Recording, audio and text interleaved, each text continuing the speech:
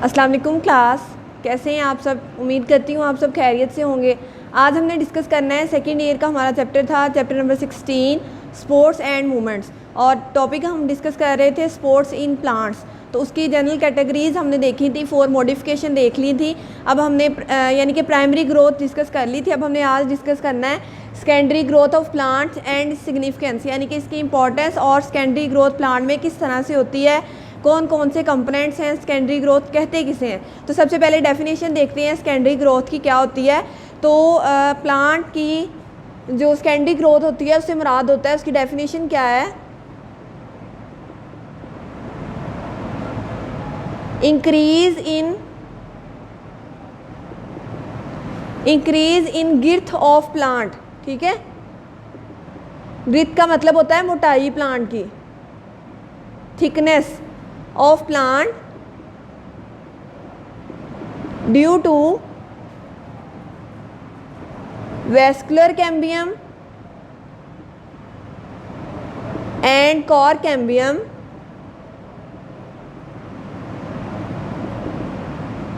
is called secondary growth। ठीक है, तो क्या होता है सेकेंडरी ग्रोथ में कि प्लांट की मोटाई, प्लांट की थिकनेस इंक्रीज होनी होती है। किस वजह से? 2 फैक्टर्स हैं, एक है वेस्कुलर कैम्बियम। ठीक है, अब वेस्कुलर कैम्बियम में कौन कौन से आएंगे, जाइलम और फ्लोएम। ठीक है, और कोर कैम्बियम में कॉर्क आती है और बार्क आती है। ठीक है, अगर मैं इसका स्ट्रक्चर ड्रा करूँ तो आपका बुक का पेज नंबर है 26। ठीक है, उस पर आपकी वुड का स्ट्रक्चर ड्रा किया गया है, वो मैं ड्रा करने लगी हूँ यहाँ पे। फॉर एग्जाम्पल बेटा कि ये आपका एक प्लांट है, ठीक है, एक ट्री है। इस ट्री को अगर मैं सेंटर से कट कर दूं, ठीक है, यहाँ से सेंटर से अगर मैं कट करती हूँ इसे, तो इसका मिड वाला पार्ट अगर मैं माइक्रोस्कोप से देखूँ तो वो किस तरह से नज़र आएगा, वो हम ड्रा करते हैं।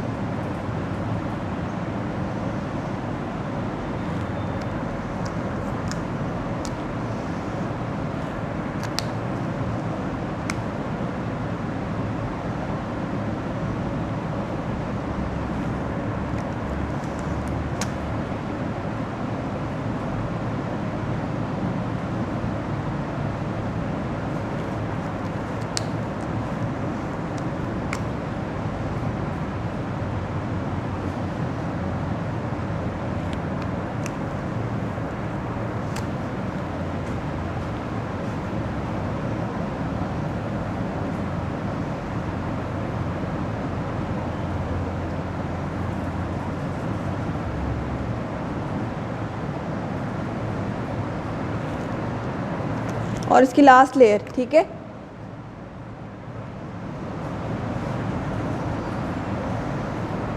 इन लेयर्स को 1 बाय 1 डिस्कस करते हैं। ये आपकी बुक के पेज नंबर 26 पे बेटा डायग्राम मेंशन है, ये वुड की है, यानी कि अगर हम ट्री का जो मेन पार्ट है वुड, उसको हम अगर कट कर दें, क्रॉस सेक्शनल एरिया अगर उसका देखें तो कुछ इस तरह से ये दिखाई देगा। ठीक है, इसमें हम पहले लेयर्स डिस्कस करते हैं। सबसे ज़रूरी है ये डायग्राम आपके लिए समझना। अगर आपको स्ट्रक्चर की समझ आ गई है कि कौन कौन सी चीज़ कहाँ पे मौजूद है, तो आप इस टॉपिक को बहुत अच्छे से फिंगर टिप्स पे याद कर सकते हो। ठीक है, अब सबसे पहले ये जो ब्लैक कलर में मैंने आउटर लेयर बनाई है, इसको हम कहते हैं कॉर्क। ठीक है, CORK, कॉर्क, सबसे आउटर स्ट्रक्चर जो है। उसके बाद जो इसके बाद वाला स्ट्रक्चर ग्रीन कलर में मैंने शो किया है, ठीक है, उसको हमने कहना है कॉर्क कैम्बियम।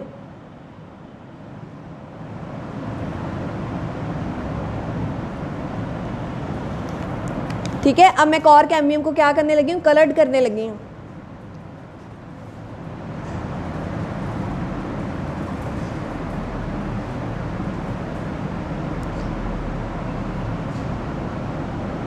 कैम्बियम का मतलब होता है टिश्यू बनाने वाला। ठीक है, तो कॉर्क कैम्बियम से मुराद क्या है, ऐसा स्ट्रक्चर जो क्या बना रहा है, कॉर्क बना रहा है। तो सबसे पहले आउटर लेयर कौन सी है, कॉर्क, उसके बाद कॉर्क कैम्बियम। कैम्बियम का मतलब क्या है, ये कॉर्क बना रहा है, ये वाला स्ट्रक्चर क्या फॉर्मेशन कर रहा होगा, कॉर्क की। अब कॉर्क कैम्बियम के बाद होती है कॉर्टेक्स। ठीक है, थर्ड लेयर जो है कॉर्टेक्स। उसके बाद कॉर्टेक्स के बाद इनर साइड पे होती है फ्लोएम।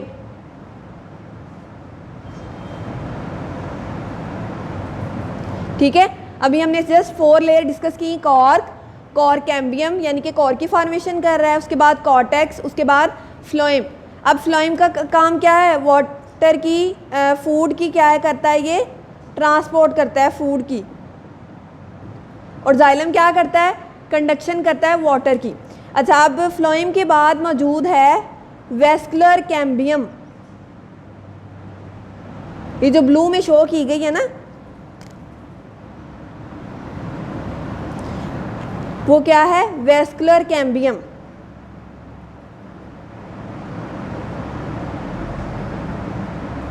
अब वेस्कुलर कैम्बियम में हमें पता है कौन से स्ट्रक्चर आते हैं, 2 स्ट्रक्चर आते हैं, एक आता है जाइलम, दूसरा आता है फ्लोएम।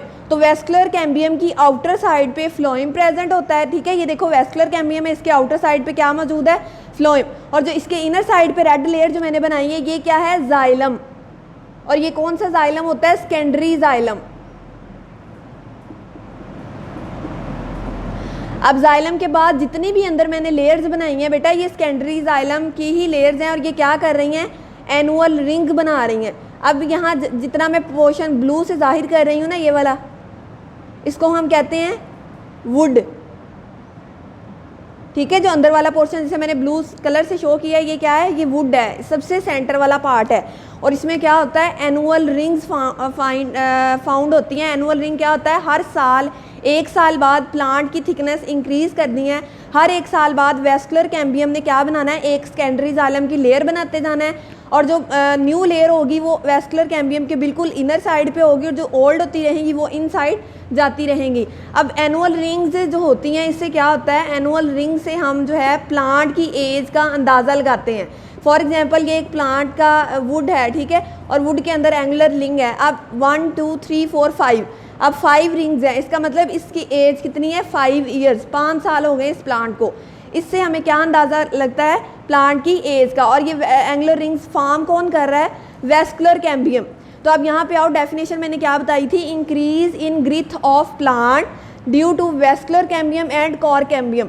अब देखो वेस्कुलर कैम्बियम ही एनुअल रिंग की लेयर फॉर्म कर रहा है। अब इसके लेयर्स फॉर्म होने से क्या हो रहा है, प्लांट थिक हो रहा है, प्लांट की मोटाई इंक्रीज हो रही है, ग्रीथ इंक्रीज हो रही है, तो इसको क्या कहेंगे, सेकेंडरी ग्रोथ। ठीक है, तो इस सारे स्ट्रक्चर को, इन सब को हमने डिस्कस करना है 1 बाय 1 सेकेंडरी ग्रोथ में। तो सबसे पहले हमें ये पता होना चाहिए कि कॉर्क कैम्बियम क्या होती है और वेस्कुलर कैम्बियम क्या होती है। वेस्कुलर कैम्बियम मैं आपको बता चुकी हूँ कि फ्लोएम और जाइलम की फॉर्मेशन करता है वेस्कुलर कैम्बियम। जो फ्लोएम होता है वो इसकी आउटर साइड पे मौजूद होता है, और जो जाइलम है वो इसकी इनर साइड पे प्रेजेंट होता है। ठीक है, अगर हम इसके स्ट्रक्चर को देखें वेस्कुलर कैम्बियम के और कॉर्क कैम्बियम के, तो बेटा जो फर्स्ट 4 लेयर्स हैं, यानी कि कॉर्क कैम्बियम, कॉर्टेक्स और फ्लोएम, इन सब को कलेक्टिवली कहते हैं बार्क। ठीक है, इन सब को क्या कहते हैं, बार्क। और बार्क की 2 टाइप्स होती हैं, एक होता है इनर बार्क और एक होती है आउटर बार्क। जो इनर बार्क होगी वो कौन सी होगी, जारी सी बात है, जो इनर साइड पे है, तो इनर साइड पे कौन कौन सी चीज़ें हैं, फ्लोएम और कॉर्टेक्स। तो इनर बार्क में क्या आएगा, एक आएगा फ्लोएम और सेकंड वन क्या आएगा, कॉर्टेक्स। उसके बाद जो आउटर बार्क है वो क्या होगी, कॉर्क और कॉर्क कैम्बियम।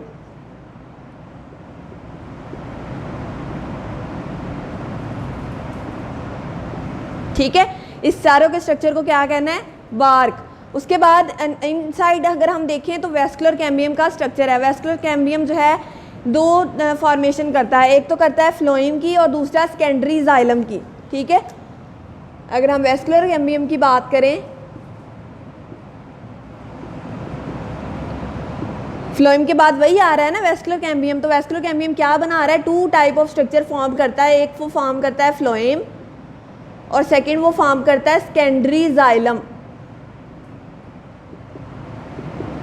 अब इसमें भी हम डिफ्रेंशिएट कर सकते हैं कि जो सेकेंडरी जाइलम है वो वेस्कुलर कैम्बियम के इनर साइड पे है, जो रेड वाली लाइंस हैं। ठीक है, तो ये क्या है, इनर साइड पे प्रेजेंट होता है, और जो फ्लोएम है वो वेस्कुलर कैम्बियम के आउटर साइड पे मौजूद है।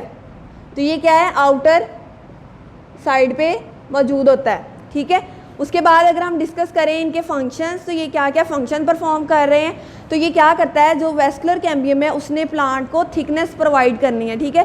लाइक सेकेंडरी जाइलम है तो वो क्या करेगा, एनुअल रिंग्स प्रोड्यूस करी जा रहा है, ठीक है। हर एनुअल रिंग से हमें क्या फाइंड आउट हो रही हैं, उसकी एज, प्लांट की एज, और क्या हो रहा है, प्लांट थिक होता जा रहा है। इसके बाद 2 टर्म्स और दी गई हैं आपकी बुक में। अब इस सारे आउटर स्ट्रक्चर को हम डिस्कस कर चुके हैं, ठीक है। अब जहाँ पे मैंने लाइनिंग की है ये ब्लू से, इस पोर्शन को अगर हम डिस्कस करें तो ये 2 पार्ट्स में कन्वर्ट होता है, ठीक है। इस वुड का, वुड जो है ये वाली,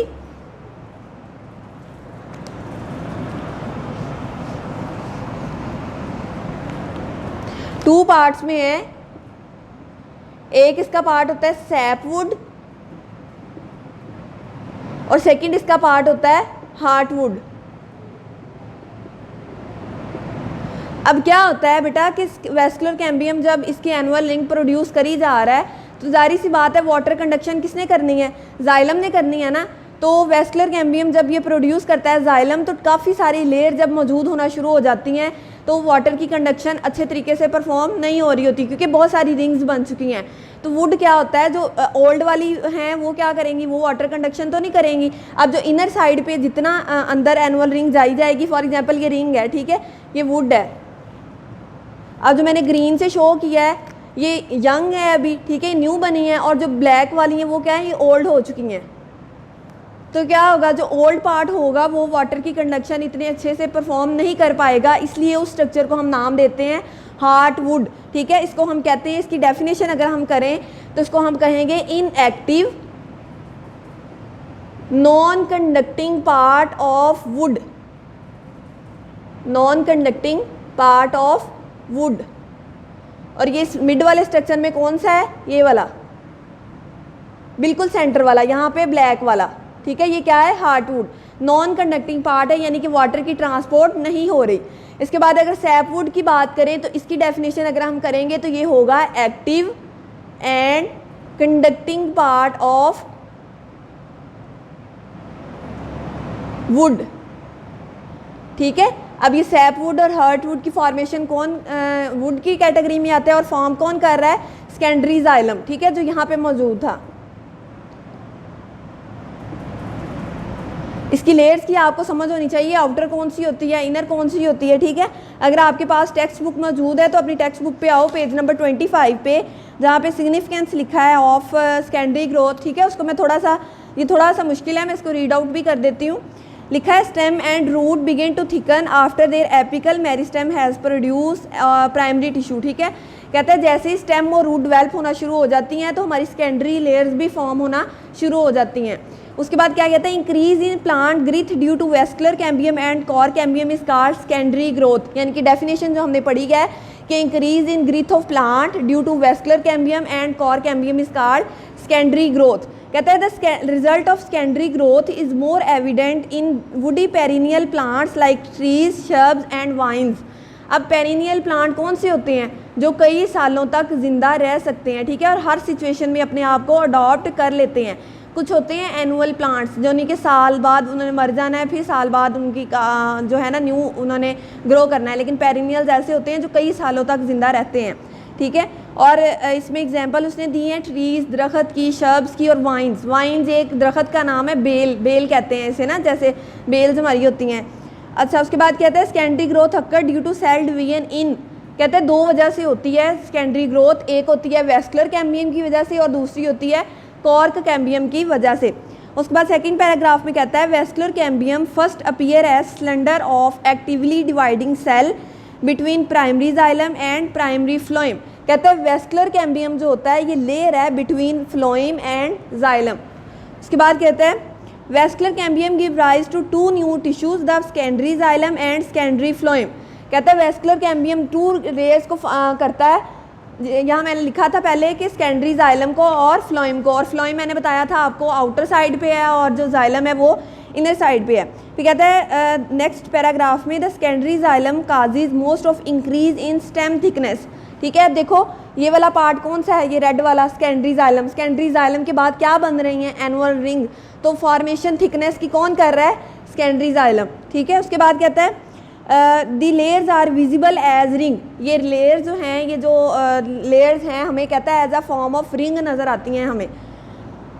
since one growth ring is formed in 1 year, और ये बात याद रखनी है कि एक रिंग एक साल में पैदा होती है। Account of the rings on the base of trunk indicate the age of tree at that time. तो कहता है रिंग से हम अंदाज़ा लगा सकते हैं कि इसकी ट्री की एज कितनी है। उसके बाद कहता है in most trees the conduction of water and dissolve substance by secondary xylem become limited. कहता है जैसे जैसे वक्त गुजरता जाता है सेकेंडरी ग्रोथ जो होती है सेकेंडरी जाइलम के अंदर प्लांट की कंडक्शन कम होती जाती है। तो इस वजह से क्या होता है tree grow older only few rings are active. जैसे जैसे दरख्त पुराना होता जाता है वैसे वैसे रिंग जो हैं वो ओल्डर होती जाती हैं, उनके अंदर कंडक्शन का उतना प्रोसेस नहीं होता। तो उन्होंने 2 कैटेगरीज बताई हैं हमें, the active portion is called sapwood and the inactive non conducting portion is called heartwood. ये बहुत इंपॉर्टेंट शॉर्ट क्वेश्चन है, डिफरेंस आ जाता है आपको सैपवुड में, हार्टवुड में, इसके अलावा प्राइमरी जाइलम में और फ्लोइम में। वेस्कुलर कैम्बियम की डेफिनेशन आ जाती है, बाज़ का लॉन्ग क्वेश्चन के तौर पर भी पूछा जा सकता है कि सिग्निफिकेंस इन आप सेकेंडरी ग्रोथ जो है वो डिस्कस करो। उसके बाद लास्ट पैराग्राफ है कि in most species the heartwood accumulate a variety of chemical such as resins. अब देखो ये मैंने बता दिया आपको कि 2 पार्ट में होता है सैपवुड और हार्टवुड। सैपवुड का बता दिया इसने क्या करना है, कंडक्शन करनी है वाटर की।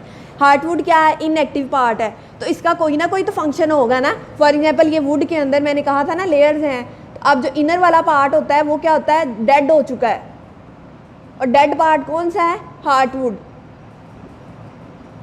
कहते हैं ये क्या करता है, इसने डिफरेंट केमिकल्स क्रिएट करने होते हैं लाइक गम्स, रीजन्स। यही वजह है कि जब आप लकड़ी को तोड़ते हो, ठीक है, दरमियान में से, तो वो एक चिपकने वाली स्टिकी सब्सटेंस निकलता है, गम्स, रीजन्स। तो वो किस पार्ट से, ये वाला पार्ट फॉर्मेशन कर रहा होता है उसकी, ठीक है। इन द इंसेक्ट कहता है ये जो फ़ायदामंद होते हैं प्लांट के लिए, हमें डिफरेंट प्रोडक्ट प्रोवाइड करते हैं, इसलिए जो है सिक्रीट करता है। उसके बाद 26 पेज पे यही डायग्राम ड्रा की गई है, आपने इसी तरह से बिल्कुल लेयर की फॉर्मेशन करनी है, डायग्राम बहुत इंपॉर्टेंट है। उसके बाद लास्ट है an important function of cambium is the form of callus और वुड, ठीक है। कहता है कैम्बियम का एक और फंक्शन क्या है, ये वुड की फॉर्मेशन करता है, तो हमने बताया वुड की फॉर्मेशन कर रहा है, जिसके 2 पार्ट्स भी हमने पढ़ लिए हैं। कहता है callus unites the branches during budding and grafting. ये जो कैलस होता है, जो यानी कि वुड होती है, ये ज्वाइन होती है।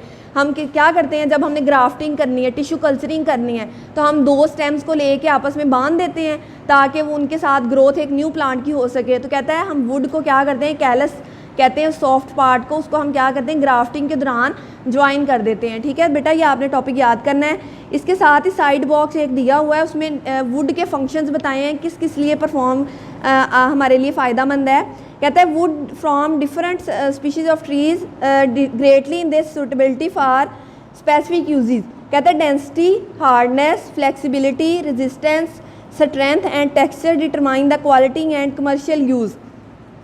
देखो लकड़ियाँ अब कितनी किस्म की होती हैं, कोई किसी दरख्त की होती है, कोई किसी दरख्त की होती है, हर एक की डेंसिटी, हर एक की स्ट्रेंथ, हर एक की फ्लेक्सिबिलिटी, ठीक है, हर एक की पावर जो होती है, कंप्रेशन जो होता है वो डिफरेंट होती है। तो हम वुड को फर्नीचर बनाने में यूज़ करते हैं, पेपर इंडस्ट्री में हम यूज़ कर रहे हैं, डिफरेंट इंडस्ट्रीज़ में हम वुड को, लकड़ी को यूज़ कर रहे हैं, ठीक है, अपनी होम अप्लायंसेस में यूज़ करते हैं। तो वो क्या करता है, क्वालिटी पे मैटर करता है। हमने कोई न्यू चीज़ बनानी है तो हम सबसे पहले उसकी क्वालिटी चेक करते हैं, ठीक है। तो ये साइड बॉक्स भी आपने देख लेना है। ये आज का हमारा टॉपिक था, उम्मीद है आपको समझ आया हो।